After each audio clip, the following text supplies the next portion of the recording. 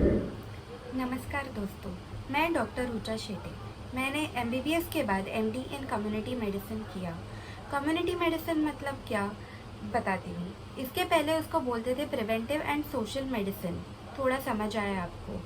इसमें क्या होता है कि ये डॉक्टर्स जो ट्रीटमेंट के साथ साथ प्रिवेंशन भी करते हैं, यानी बीमारियों को होने से रोकते भी है। तो इसमें क्या होता है, अवेयरनेस क्रिएट करते हैं, बीमारियों के बारे में जानकारी देते हैं। जानकारी देने से लोगों को पता चलेगा कि बीमारियां कैसे फैलती है, कैसे होती है, इसे ट्रीटमेंट कैसे दिया जा सकता है, तो अपना ख्याल खुद रख सकते हैं। इसके साथ साथ रिसर्च भी होता है। रिसर्च से पता चलता है कि बीमारियां कितनी हैं कम्युनिटी में और इसको कैसे हम हैंडल कर पाए। तो ट्रीटमेंट के साथ साथ अवेयरनेस और रिसर्च, ये दोनों भी ज़रूरी है। यही प्रिंसिपल्स हम संवाद एनजीओ के मेंटल हेल्थ अप्रोच में उपयुक्त करते हैं। बचपन में पढ़ा था कि 2 बिंदुओं से एक लाइन बनती है और तीसरा बिंदु लगाने से एक ट्रायंगल बनता है जो एक प्लेन का हिस्सा होता है। तो ये ट्रायंगल जो है वो ज्योमेट्री का सबसे स्टेबल फिगर है। तो ऐसे ही ट्रीटमेंट, अवेयरनेस और रिसर्च, ये 3 बिंदुओं से जो मेंटल हेल्थ अप्रोच है हमारे संवाद एनजीओ का, उससे वो एकदम स्टेबल बन जाता है। अब हम बात करेंगे रिसर्च के बारे में। रिसर्च क्या होता है? रिसर्च में कम्युनिटी में जो प्रॉब्लम्स है उनको आइडेंटिफाई करना होता है और उस पर सिंपल सॉल्यूशंस निकालने होते हैं एक्सपेरिमेंट करके। तो मेंटल हेल्थ में ये मुश्किल क्यों है?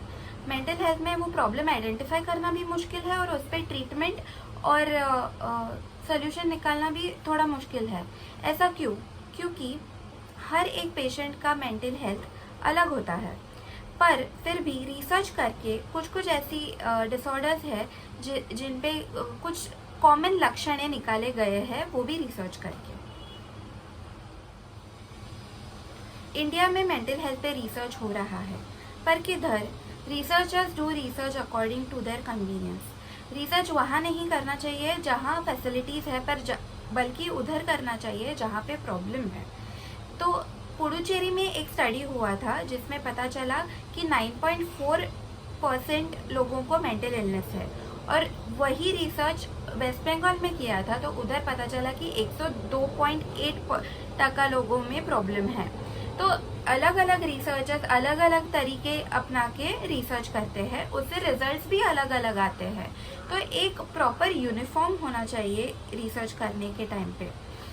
और रिसर्च में एक प्रॉब्लम है कि सारे डिसऑर्डर्स बराबर से सारे इंक्लूड नहीं होते आइडेंटिफाई करने के वक्त।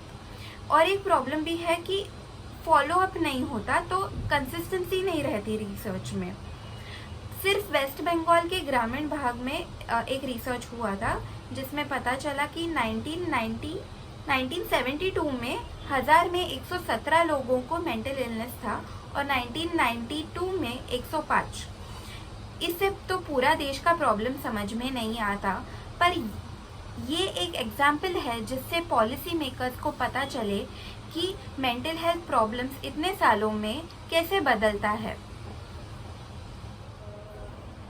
मैं आशा करती हूँ कि इस वीडियो से आपको पता चले कि इंडिया में स्पेशली मेंटल हेल्थ में ट्रीटमेंट गैप और रिसर्च गैप बहुत ज़्यादा है। फ्यूचर में संवाद एनजीओ की यही कोशिश रहेगी कि इसकी तरफ काम चालू रखें। धन्यवाद।